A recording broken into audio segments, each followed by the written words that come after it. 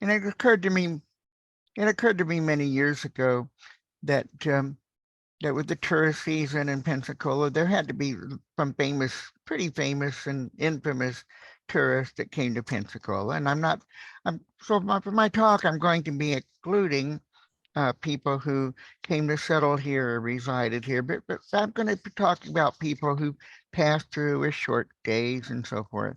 And of course, because this is an archive, these are going to be historical folks. They're not going to be all the folks that I see come through that are temporarily performers or attending major events or other kinds of things. And so I'm going to be showing you pictures of some of these people, and I'm going to be asking you who they are, and you may type in the chat who you think they are. Now, many of these stories come from our collections here in the University Archive and West Florida History Center, here at the Department of the John C. Pace Library.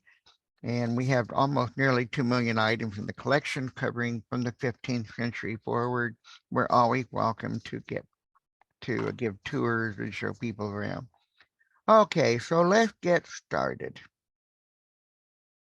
Who is this Pensacola tourist?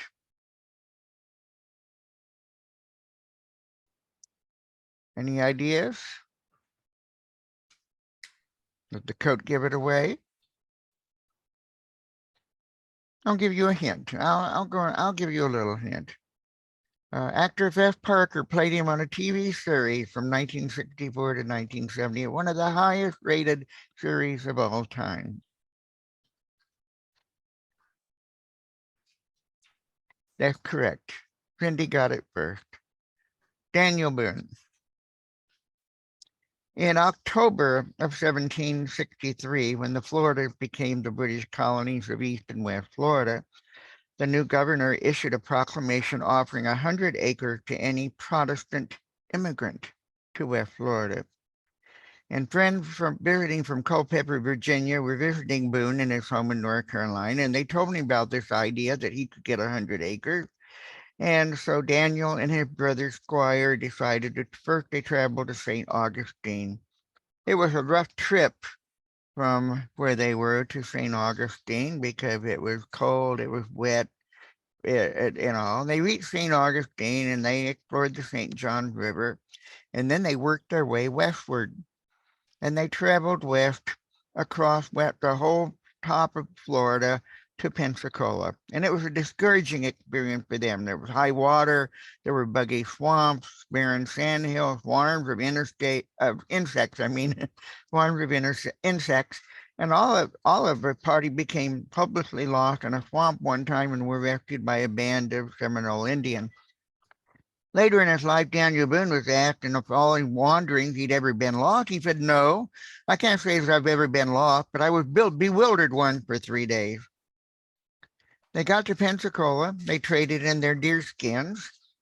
His son Nathan reported that Boone asked about lands available, but Boone was not well satisfied with the country, and they returned home, traveling through Alabama, Georgia, South Carolina, and made it home to Yadkin, which is now called Boone, North Carolina, a journey of 750 miles. And he walked into his cabin on Christmas Day of 1765. Now, his son Nathan said that his father told Rebecca that he had purchased a town lot in Pensacola and he would have moved to it, but if his wife had not been unwilling to go so far from her connection and friends. And so this was her second no to Daniel's plea to move. Her first no was, later she would not say no when they moved to Kentucky. We've not been able to find any record or purchase of a home and lot ever occupied by Daniel Boone, but we can report that Rebecca objected to it, and that was that. Oh, here's another explorer. Here's another tourist into Pensacola. Anyone recognize this guy? Kind of an early guy too. Oh, someone got that right off the bat. Okay. John James Audubon.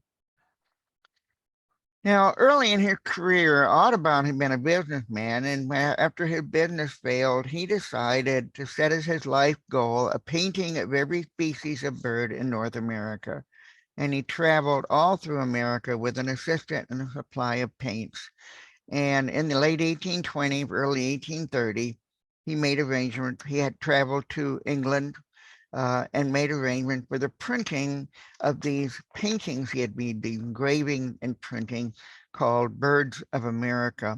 And it was a subscription publication, and he could it was a subscription publication, and so that means you subscribed to it, you paid a certain fee, and every so often you get maybe 3 or 5 engravings and all in the mail, and eventually you would bind them together into a set of books. Only about 120 sets of the Birds of America set were ever produced, and really the people that bought it, the total subscription totaled at about $1,000. It remained one of the most rare sought-after books in today. Now, here in the library, we don't actually have an original Birds of America, but we do have a massive leather rebound reprint called the Double Elephant Folio that was produced by the National Audubon Society, and it's signed by its authors and organizers, the Petersons. The Petersons are famous for their field guides to birds and other things. After the printing of Birds of America, Audubon continued to seek out more birds and animals in areas he had not visited when he did his first book. In 1837, he became determined to visit West Florida and Mobile. He dined with President Andrew Jackson and President-elect Martin Van Buren in Washington, and he asked for military transport. He asked for a military ship to take him to Pensacola, but they would commit a Navy ship because of the Florida Seminole War, and they said they didn't have a free ship. So he determined to travel overland from Charleston, South Carolina to Pensacola and Mobile. And he wrote a letter from New Orleans, March 3rd, 1837, where he noted that he had sailed from Mobile to Pensacola and had stayed at a place in Pensacola called the Collins Hotel. And he wrote in his letter, "May your star never shoot you there," which is actually a reference to, "For heaven's sake, never come here." So he did not have a pleasant experience in Pensacola. He did visit Commodore Dallas on the U.S. frigate, the Constellation, which was at the Pensacola Navy Yard. He wrote in his letter that Pensacola is a small place at present, principally inhabited by Creole Spaniards of the lowest class and a few amiable and talented families of Scotch and Americans. He also wrote that he and his companion walked around Pensacola and the bay, and he heard of a bird breeding ground called, he said in his letter, quote, "the Griff," which from imperfect description we have had, I conclude, is my brown ibis, which was a bird that he painted for his book, Birds of America. Now, we don't think he stayed in Pensacola long enough to sketch any birds of the region, but he did move on to Alabama and Louisiana and added drawings from there to his legacy documenting America bird life. So he's kind of an interesting tourist to our area. Oh, here's another visitor. You recognize the lady in this photograph that was taken in Pensacola? Anyone? Yes, Eleanor Roosevelt. Everybody knows Eleanor Roosevelt. Well, she visited Pensacola February 1st to 2nd, 1942. Wasn't her first visit. She also came here on August 20th, 1941. She came in 1941 because she was lobbying Congress and others to improve military facilities for servicemen. And she stayed with Lieutenant Mrs. Earl Miller in Warrenton. He was stationed at the Naval Air Station. She knew them because Miller had been an aide to FDR when he was governor of New York. And she stayed again with the Millers again on this visit in 1942. And this is a picture from her diary from the Franklin Roosevelt Presidential Library in Hyde Park. And it notes that the day she's here. Now, what she did after Pearl Harbor, she began touring the country and giving speeches. and her schedule called for her to reach Pensacola early Sunday evening, February 1st, 1942. Because each Sunday she delivered a radio broadcast on a program called Over the Coffee Cups, sponsored by the Pan American Coffee Company. And she was scheduled to get to the San Carlos Hotel where WCOA Radio here in Pensacola broadcast to give her radio broadcast on February 1st, Sunday evening at 5:45. But she was traveling by train, and the train stopped at Flomaton because the storm had left debris on the track between there and Pensacola. And a quick-thinking railroad agent got his 24-year-old son to drive Mrs. Roosevelt and party quickly to Pensacola, escorted by two motorcycle cops. Well, they came rushing down what we call US 29 today, which would then a two-lane highway. The Pensacola Journal noted that she walked very quickly through the lobby of the San Carlos, and she got to the microphone 2 minutes before the broadcast. Her broadcast was over what's called the Blue Network, and she counseled girls in college not to curtail their preparation for life by a hasty marriage because their beau was going into the army, which was certainly a timely topic.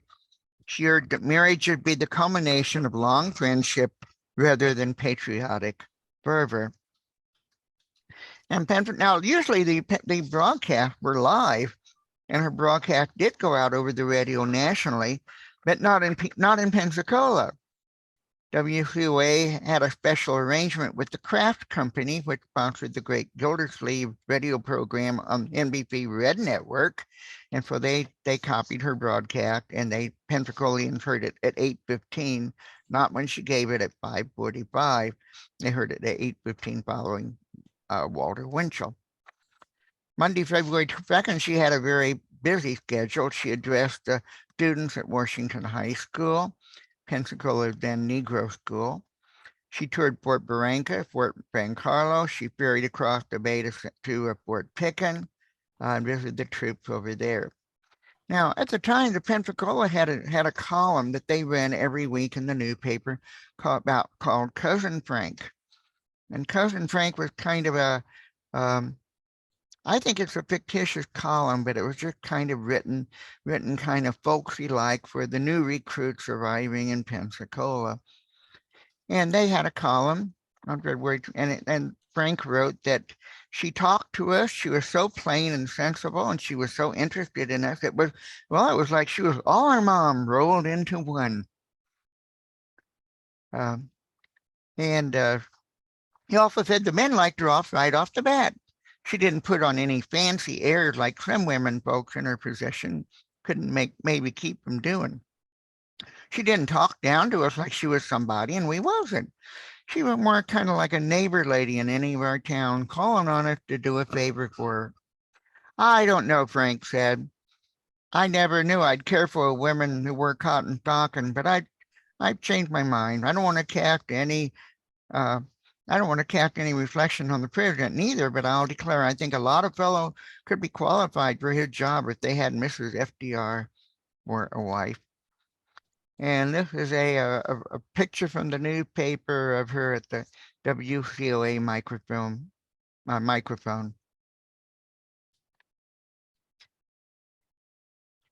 This is another tourist who came to Pensacola. Anybody guess who this person is from this old engraving? Any idea?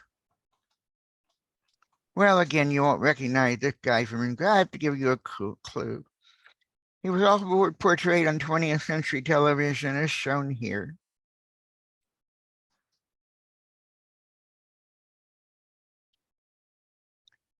Davy Crockett is this guy's name. Now, Davy Crockett, that previous thing I showed you, Fess Parker played Davy Crockett for 3 episodes for the Wonderful World of Disney TV series in 1954 and 1955. And so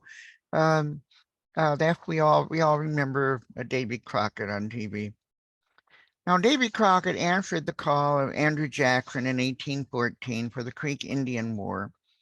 And Jackson formed a large force of men and moved from Tennessee to Pensacola in order to break up the creeks and also stop the arms and ammunition sale that were occurring in Pensacola by the Spanish and the British.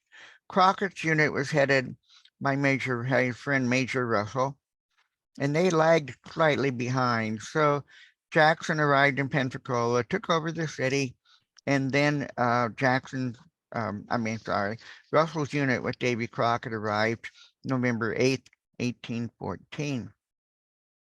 And from his own book, Crockett's book, he said that the next morning we all picked up, marched down the Escambia River, to a place called Miller's Landing, where we swam our horses across and sent on 2 companies down on the side of the bay opposite to Pensacola, where the Indians had fled when the main army first marched to that place. We reached the encampment. The second day, we reached the encampment of the main army, which was situated on a hill overlooking the city of Pensacola. This would be North Hill. And my commander, Major Russell, was a great favorite with General Jackson, and our arrival was hailed with great applause, though we were a little after the feast, for they had taken the town fort where we got there. That evening we went down into town and could see the British fleet lying inside of the place. We got some liquor and took a horn or so, a powder horn using as a drinking cup, and went back to camp. We remained there that night. In the morning, we marched back toward the cutoff. That's up in Alabama. And so so Davy Crockett was awfully. So Davy Crockett, Daniel Boone were both visitors that had seen Pensacola. So who is this guy? He wasn't in the Navy at the time he visited Pensacola. Anybody recognize this guy?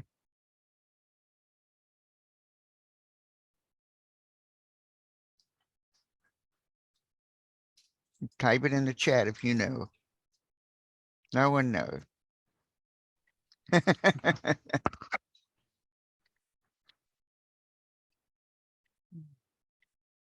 This is John Philip Sousa.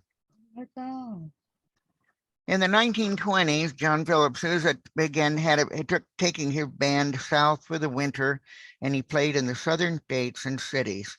I got interested in Sousa several years ago because there was an old legend that Sousa had played at the Florida Chautauqua in Defuniak Spring, which I had, through my research, found that they didn't.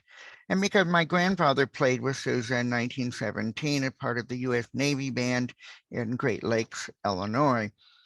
I'm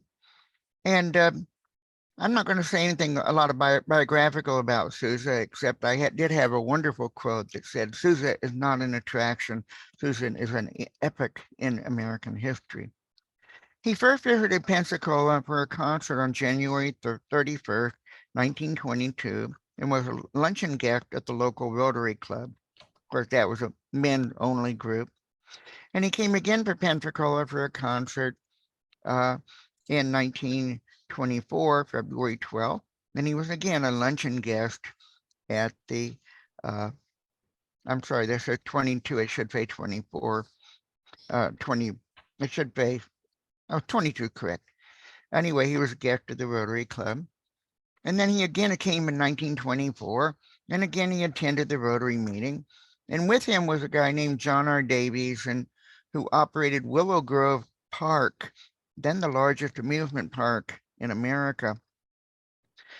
And Willow Grove Park opened in 1896, and it survived until 1976. And it began the idea of fostering concerts by famous bands, with the park being called the musical capital of America. Sousa's band was a feature at this park from 1901 to 1926, giving only 1911 when Sousa was on a world tour. In any case, 1924 would build Sousa's 31st annual journey of Dixie Climbs. Excuse me, those were capital letter, Dixie Climb, which is the name of what. And they performed on Monday on February the 11th. And then they arrived in Pensacola, 100 musicians strong, on February 12th, and did 2 concerts at Pensacola High School, one at 3 o'clock and one at 8:15. There are 2 things that stand out about this 1924 concert. First, one of his solo musicians, and you could say another Pensacola tourist, was a flutist and piccolo player named Meredith Wilson.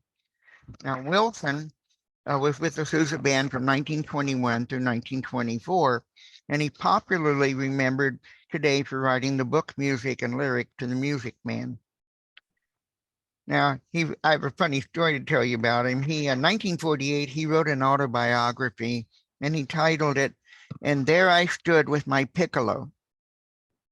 He took the title from an old Moravian legend about a band of musicians who had so impressed the king with their music that the king told them to load up all their musical instruments with all the gold coins they could fill them with.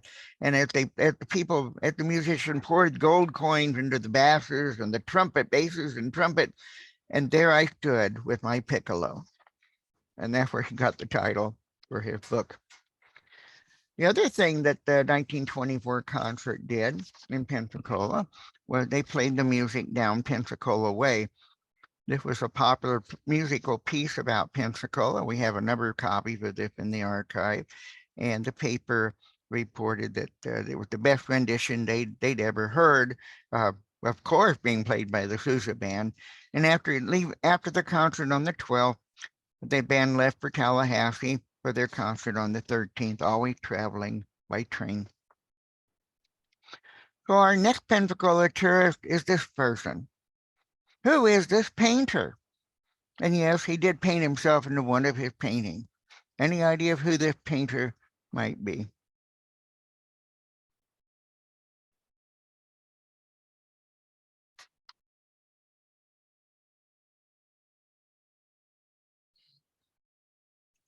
You almost have to be an art major to know this person. That's okay. This man is George Catlin. George Catlin came to Pensacola because he married a woman named Clara Bartlett Gregory. And her brother, Dudley Sanford Gregory, had made a fortune in real estate, banking, and insurance company. He also served in Congress and was mayor of New Jersey City, New Jersey. He provided funding and backing for the Bank of Pensacola, and he appointed James Catlin as cashier, who is the brother to George Catlin. And James hired his brother, Francis, and they lived in Pensacola, married and had families during the period 1834 to 1841. In those days, your local bank could issue currency. This is an example of the Bank of Pensacola banknote, and of course, it's signed by James Catlin, brother of the painter, of George Catlin. Now, Clara and George wintered in Pensacola in 1834 to 35, staying with his brother. And in 1844, George Catlin published a book called Letters and Notes on the Manners, Customs, and Conditions of North American Indians. Now, Catlin would go on to become one of the most famous painters of American Indians that we know of. And his paintings are in every major museum you can think of. Letter number 36 in his book is from Pensacola, West Florida. And he wrote in it, this is an excerpt. His lonely way suddenly brings him out upon the beach where the rolling sea has thrown up her thousands of hills and mounds of sand as white as the drifted snow, over which her green waves are lashing and sliding back again to her deep green and agitated bosom. This sketch was made on Santa Rosa Island within a few miles of Pensacola of a favorite spot for tea and other convivial parties were often held there. The hills of sand are purely white as snow and 50 or 60 feet in height, and supporting on their tops and on their side clusters of magnolia bushes, of myrtle, of palmetto, and heather, all of which are evergreen, forming the most vivid contrast with the snow white sand in which they are growing. On the beach, a family of Seminole Indians are encamped, catching and drying red fish, their chief article of food. This is an 1835 letter of Pensacola. He wrote, and also in the letter, that it was the only place I found in the southern country to which northern people can repair with safety in the summer season. And I know not of a place in the world where they can go with better guarantees of good health and a reasonable share of the luxuries of life The town of Pensacola is beautifully situated on the shore of the bay and contains at present about 1,500 inhabitants, most of them Spanish Creole. They live an easy and idle life without any energy further than for the mere means of living. The bay abounds in the greatest variety of fish, which are easily taken, and the finest quality of oyster found in profusion, even alongside the wharves. In addition to his notes, he also left one more legacy about West Florida. And this is his painting done on Santa Rosa Island in 1835. Mentioned in his letters about the Indians and the Seminoles and the great bounds of white sand. It's titled White Sand Bluffs on Santa Rosa Island near Pensacola. It is held by the Smithsonian Art Museum, where it was donated in 1985. And finally, I have one more interesting person to show you among our tourists to Pensacola. Anybody guess who this person is?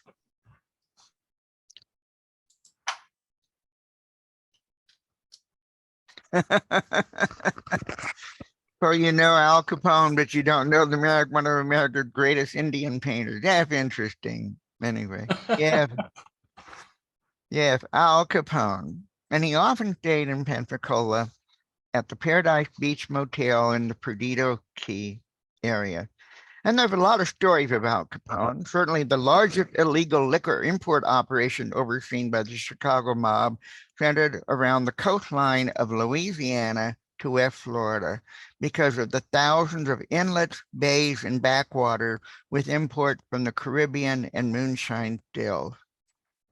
And there are rumors abounding about he paid for the Eglin Officers Golf Course, and Eglin Officer Club used to be his hideaway. I don't know if that's really true or not. But local history buffs in Fort Walton Beach and Destin will tell stories of his escapade. But the most credible he'd like to hold up in the Paradise Beach Hotel and Boardwalk in Pensacola. It was a little further out toward Perdido Beach. This is a postcard from the period from the 30s and 40s. This is an actual photograph of what the place looked like. And to show how history and even mythology, even if we can't prove something, help boost the economy. Part of the ferry went up for sale a few years back, or 2015. And of course, they had to list it that Al Capone walking around parts of this hotel grounds and all that. So you were lucky you could buy one of these spots along here for $1.6 million, and then you could tell all your friends about you're sure Al Capone looked over this property. So that's all I have today on Pensacola tourists. Of course, there are many others, and I may end up with a part 2 series at one point. But I hope you enjoyed hearing about some of these stories and seeing some of the individuals that were important in our area and came through Pensacola and even wrote about it and even painted our area. And so thank you again for coming. Are there any questions?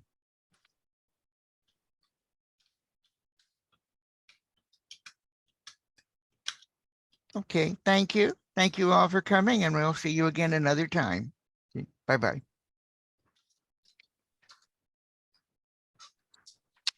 Thank you, Dean.